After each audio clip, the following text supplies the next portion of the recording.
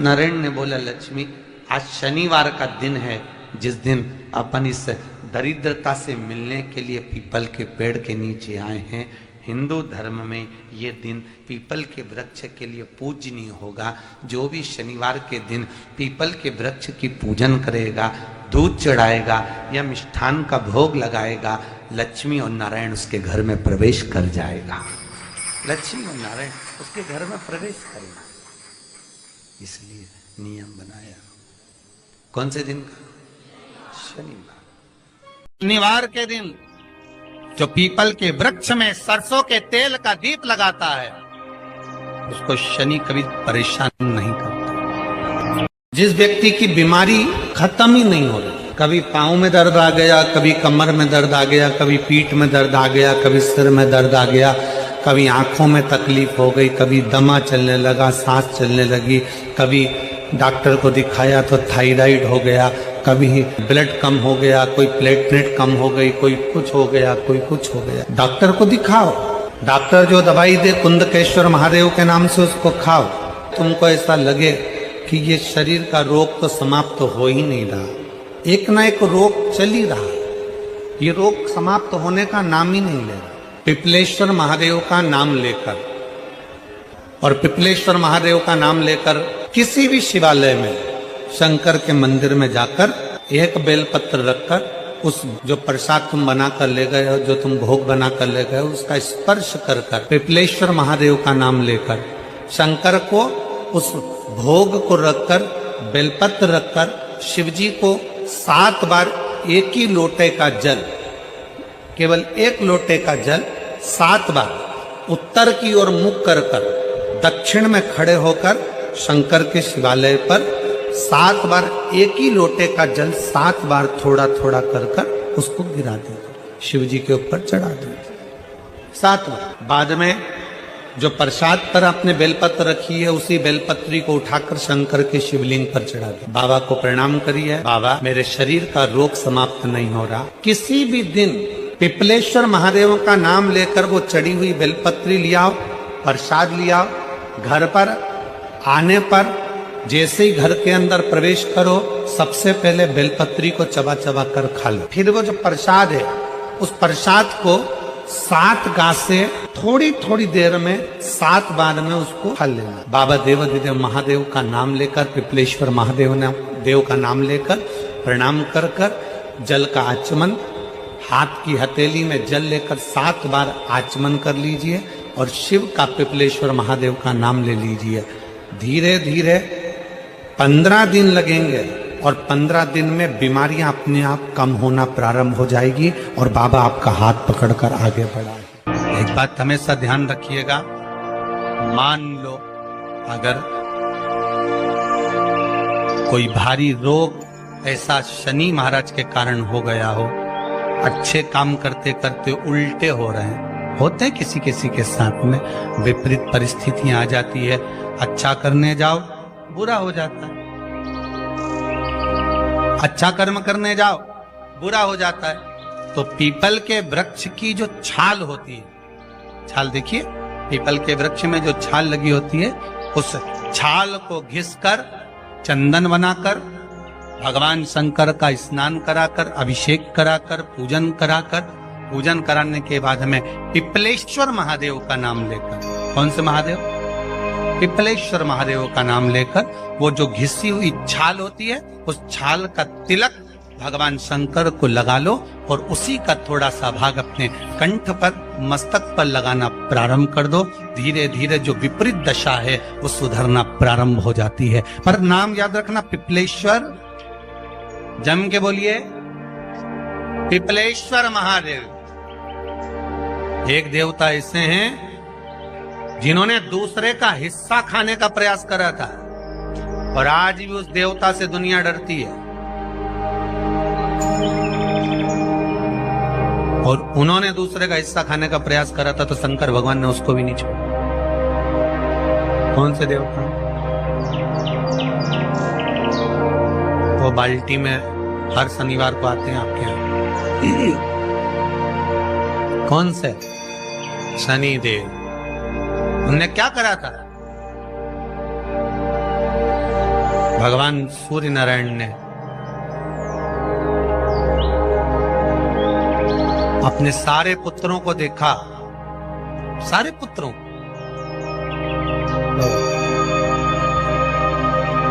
सारे पुत्रों को देखकर आज मेरे सूर्य नारायण भगवान बड़े सुखी, बड़े प्रसन्न। मेरा पुत्र शनि भी श्रेष्ठ है, मेरा पुत्र यम भी श्रेष्ठ है, सब ठीक है। आज भगवान सूर्य देवता ने अपने पुत्रों को बुलाकर कहा, आज मेरा मन कर रहा है कि मैं सारे लोगों का राज्य अपने पुत्रों को बांट दूं, सबको अपना अपना हिस्सा दे दूं। शनि महाराज जी को भी हिस्सा दे दिया गया। अब जब शनि महाराज जी को हिस्सा दे दिया तो शनि महाराज जी संतुष्ट नहीं हुए। दुनिया में ऐसे लोग बहुत सारे हैं जो संतुष्ट बहुत कम हो पाते हैं। शनि देव के मन में संतुष्टि नहीं है। जब शनि देव के मन में संतुष्टि नहीं हो तो शनि महाराज उसी समय पर अपने सारे भाइयों का हिस्सा बटोरने लगे, उस पर कब्जा करने लगे। कब्जा करने लगे तो सूर्य देवता की आंख में जल भर गया। कितना तेजवान सूर्य नारायण, कितने तेजवान, कितना तेज भगवान सूर्य के पास में था। पर शनि महाराज को देखकर आज रो रहे हैं। शनि महाराज को, शनि महाराज ने अपने भाइयों के इस हिस्से पर क्या कर लिया। सूर्य नारायण भगवान की आंखों में जल भर गया कि मेरा पुत्र ऐसा कर रहा है। शनि को बुलाया सूर्य नारायण भगवान ने, समझाया और नहीं माना। किसी किसी की नियत होती है कि इसको इतना कैसे दे दिया, अम्मा ने इसको इतना कैसे दे दिया, पिताजी ने इसको इतना कैसे दे दिया, मैं तो कब्जा करूंगा, दुकान नहीं छोड़ूं, घर नहीं छोड़ूं, ये नहीं छोड़ूं, वो नहीं छोड़ूं। मत छोड़, एक दिन संसार छोड़कर जाना पड़ेगा। तब कहीं जमीन जायदाद छाती पे बांध के ले जाएगा।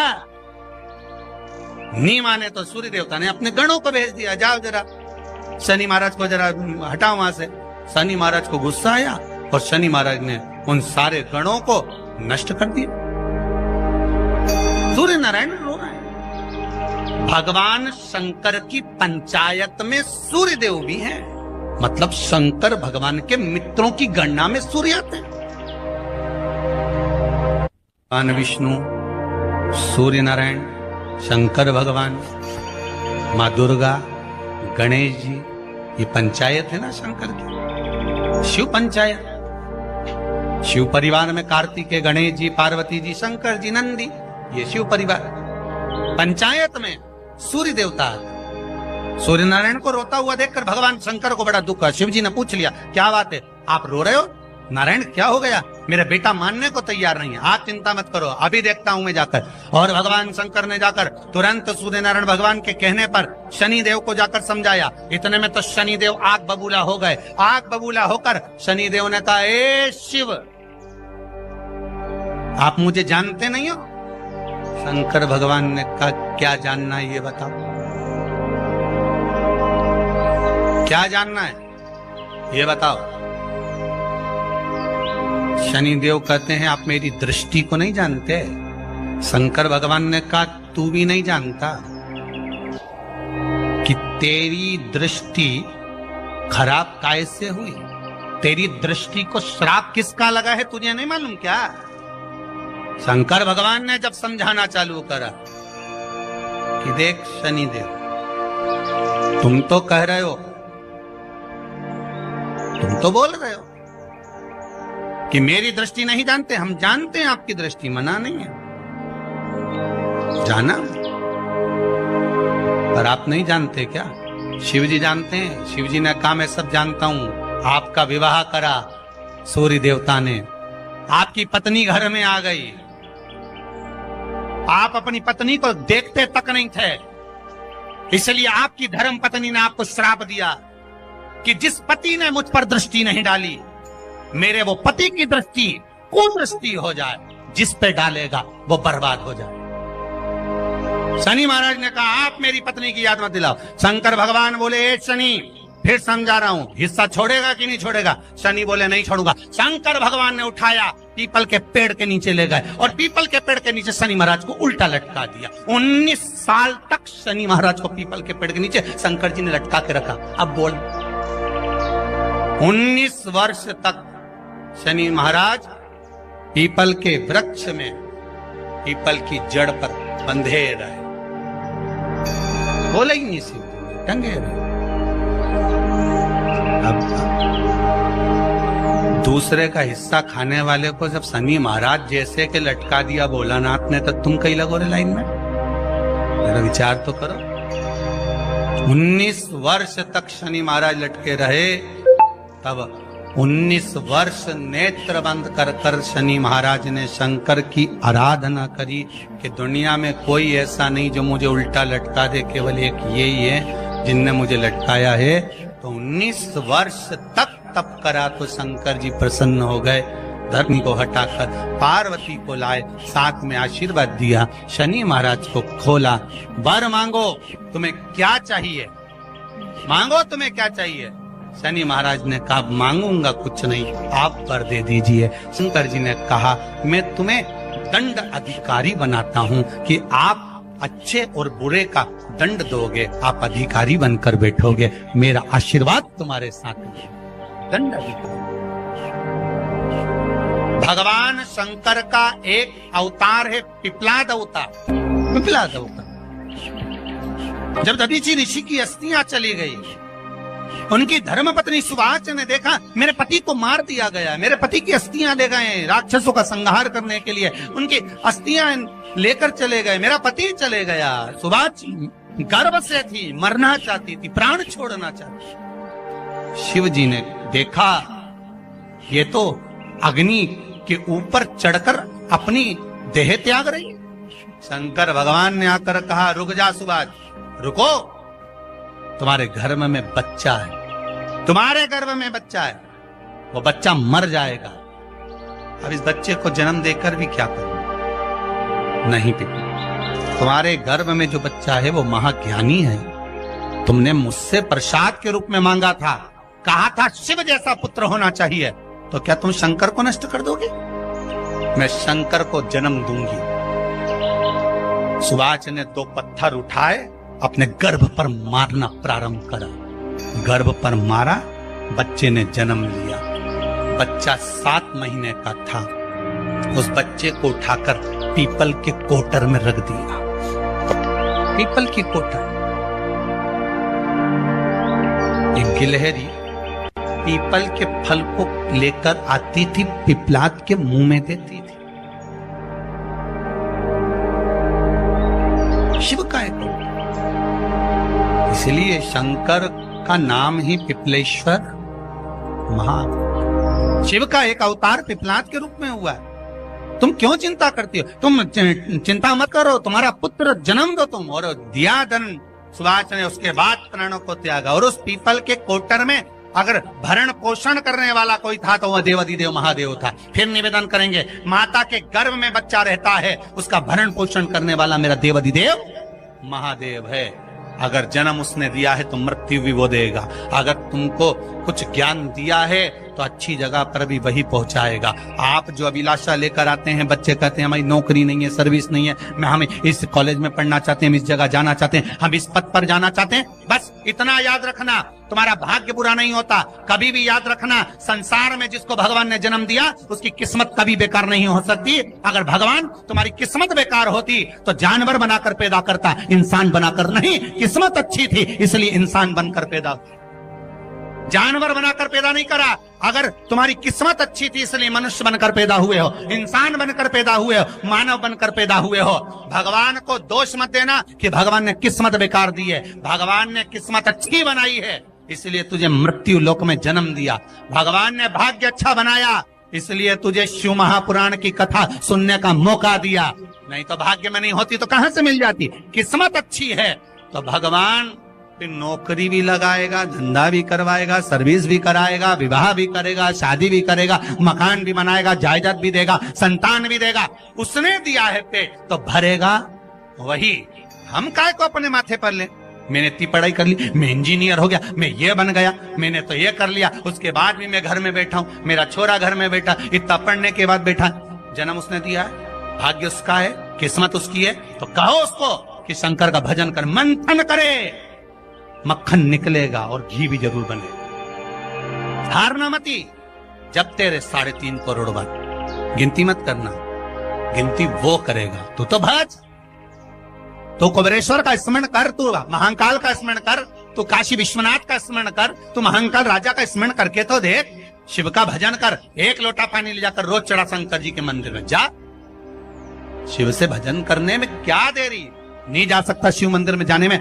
बच्चों को अगर शर्म आती हो तो बेलपत्री के पेड़ के नीचे पानी चढ़ाया, वो भी नहीं कर सकता तो पीपल के पेड़ के नीचे चढ़ाया, वो भी नहीं कर सकता तो आंवले के पेड़ के नीचे चढ़ाया। पर कहीं जुड़ तो सरी, एक बार साध तो सरी, पकड़ने का प्रयास तो करो परमात्मा। धर्म पत्नी से संतान नहीं, औलाद नहीं, बड़े दुखी है, बड़े दुखी। अच्छा, संतान नहीं हो, किसी नारी की गोद अगर, स्त्री की गोद अगर खाली रह जाए तो भी दुख होता है उसको कि मेरे घर में औलाद नहीं, संतान नहीं। हम कई बार कहे, आज फिर कहते हैं, ये टेस्ट भी बाद में कराना, सारी जांचें बाद में कराना। एक बार शंकर का भजन कर कर देख लो।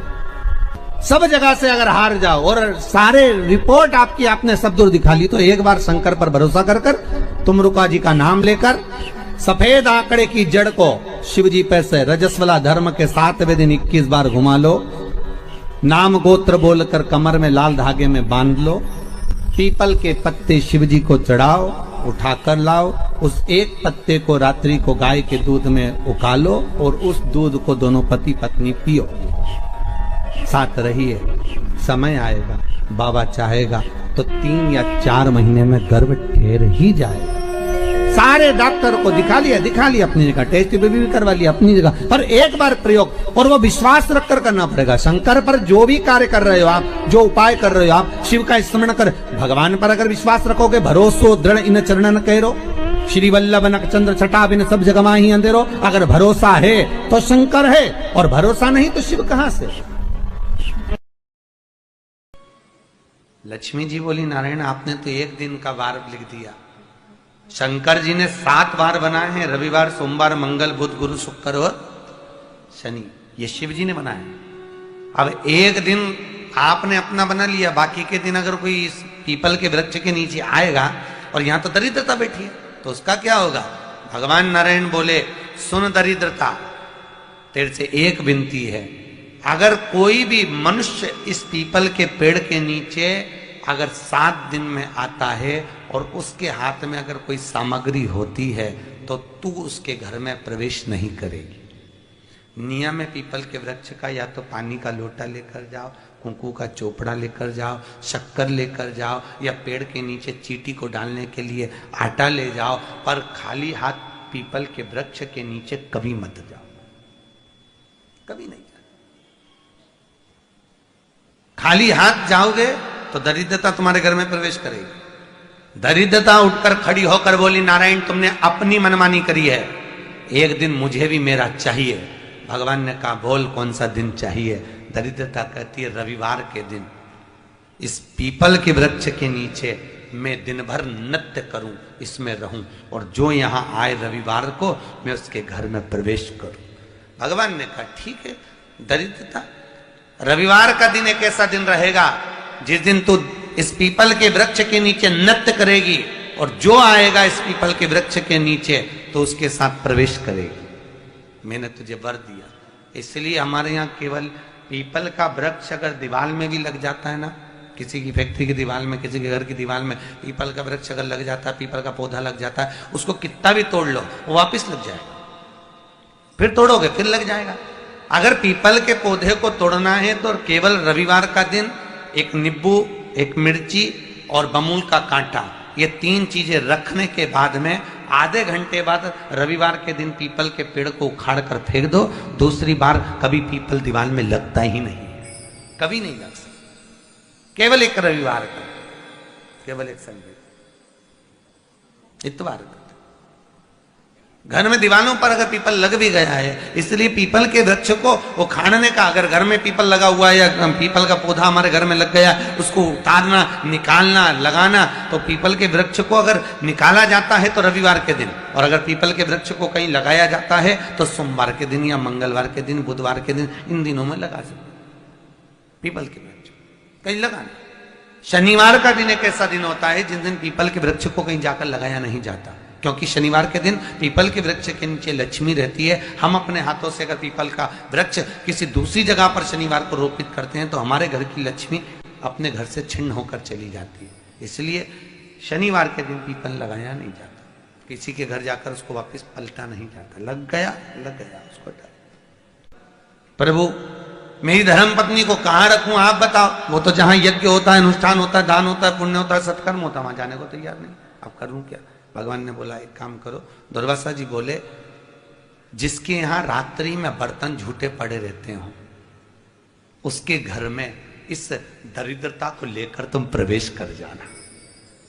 जिसके यहां रात्रि में बर्तन झूठे पड़े हो वहां लेकर प्रवेश कर जाओ। दूसरी जगह दुर्वासा जी बोले जो स्त्री घर में दोपहर के समय पर सो रही हो उसके घर में इसको लेकर प्रवेश कर जाइए। जो स्त्री दोपहर के समय में घर पर सो रही हो इस दरिद्रता को लेकर प्रवेश कर जाइए। तीसरा, जिसके यहां पर दरवाजे पर कांटे वाले पौधे लगे हों उस घर में इस दरिद्रता को लेकर प्रवेश कर जाइए। दरिद्रता, कितनी सुंदर बात कही है। दाता और विधाता कौन कौन? दाता और विधाता। लक्ष्मी और दरिद्रता के सगे भाई हैं। कौन कौन? दाता और विधाता। दाता को फिटकरी प्रिय है, विधाता को नमक प्रिय है। ये दोनों हमेशा लक्ष्मी को और दरिद्रता को दोनों को समझाते थे, दोनों में प्रेम बढ़ाते थे। आज भी हिंदू धर्म की रीति है। यहां तो ठीक है, जिसके यहां पर भी अगर थोड़ी सी भी परेशानी होती है, थोड़ा सा क्लेश होता है, अशांति होती है, लक्ष्मी नहीं टिक रही हो, काम नहीं बन रहे हो, बहुत प्रयास करा जा रहा हो और हमारा कार्य नहीं होता, तो क्या करते हैं? फिटकरी और नमक को पानी में डाल देते हैं और घर में पोछा लगा देते हैं। आप लोगों ने आजकल फेसबुक पे भी पढ़ा होगा, व्हाट्सएप पे भी पढ़ा होगा। तो क्यों लिखा उसमें? उसका कारण ही केवल रहता है कि दाता और विधाता की प्रियता उसमें।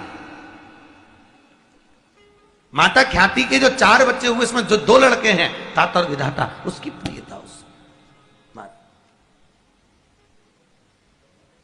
उसकी पूर्णता उस। अब दुर्वासा जी बोले अपनी धर्म पत्नी को वहां लेकर, जहां कांटेदार पौधे लगे हों वहां पर लेकर प्रवेश कर जाइए। कांटेदार पौधों में उस दरिद्रता का निवास हो गया। कितना विचित्र कथा यहां वर्णन करी है। श्रीमद् भागवत के अंतर्गत जो वर्णन किया कि मृत्यु निश्चित है। काशी में जो शिव जी की स्थापना कौन ने करी? काशी में जो शंकर भगवान बैठे उनकी स्थापना करी थी शनि महाराज। किसने करी थी? शनि महाराज ने। क्योंकि भगवान शनि महाराज को उनकी माता के द्वारा श्रापित हो गए और शनि महाराज कांपने लगे। शनि महाराज कांपते कांपते, मैं जाऊं तो जाऊं कहां, करूं तो करूं क्या? महाराज शनि महाराज दौड़े और दौड़कर भगवान भोलेनाथ के पास पहुंचे। हे शंकर, त्रिकालदर्शी, कैलाशी, अविनाशी, कृपा करिए बाबा भोलेनाथ, कृपा करो। क्योंकि दुनिया में 33 करोड़ देवी देवता हैं जिनको शनि लग सकता है, केवल एक किसको छोड़कर? शिव को छोड़कर। राम जी को शनि लगा तो 14 वर्ष वनवास चले गए। कृष्ण को शनि लगा तो मथुरा छोड़कर द्वारका चले गए। शनि लगा। हनुमान जी को शनि लगा तो गुफा में बैठकर राम राम जपना पड़ा। शनि सबको लगता है, केवल शनि नहीं लगता तो एक मेरे महादेव को, मेरे भोले बाबा को नहीं लगता। शंकर के पास में शनि आ गए। शनि ने आकर कहा, भोलेनाथ कृपा करिए बाबा, मैं बड़ा कष्ट में हूं, मैं करूं क्या?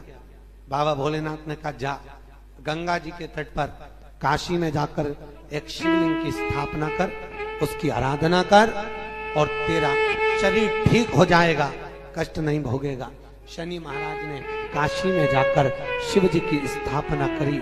आज भी नियम है, जिसको शनि लग जाता है एक काजल की डिब्बी ले लो और काजल की डिब्बी को 21 बार उतार कर उसको एकांत में जाकर, जंगल आदि में एकांत में किसी पेड़ के नीचे इतना सा खड्डा खोद कर उसमें काजल की डिब्बी को डाल दो और मिट्टी से पूर दो, उस व्यक्ति का शनि समाप्त हो जाता है। काशी विश्वनाथ का नाम लेकर काजल की डिब्बी को 21 बार उतार कर अगर काशी विश्वनाथ का नाम लेकर शनि वाले व्यक्ति को अगर पेड़ के नीचे दबा दे, शनि समाप्त, शनि उसको परेशान नहीं कर सकता। काशी कितनी मूलता।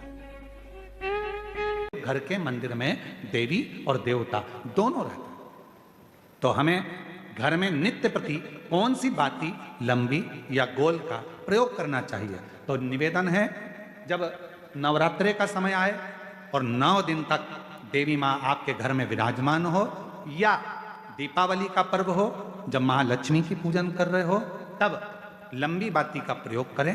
बाकी के समय में घर में हमेशा गोल बाती का प्रयोग चालू रखें। और कभी कभी यदि आप महालक्ष्मी का पूजन कर रहे हैं, माता लक्ष्मी का पूजन कर रहे हैं, माँ जगत जननी की आराधना कर रहे हैं, साधना कर रहे हैं, माँ आदि शक्ति को प्रसन्न करना चाहते हैं, माँ आदि भवानी को प्रसन्न करना चाहते हैं, और जिस दिन तुम्हारा मन कर जाए कि आज मेरी माता की कृपा मुझ पर होना है, माँ करुणा करे, माँ जगत जननी जगत धात्री माँ अम्बा कृपा करे, तो निवेदन है उस दिन 2 दीप लगाया करो, एक गोल बाती का, एक लंबी बाती का। ये 2 दीप जब हम शिव और शक्ति के लिए लगाते हैं तो हमारे मन की कामना पूर्ण जरूर होती है।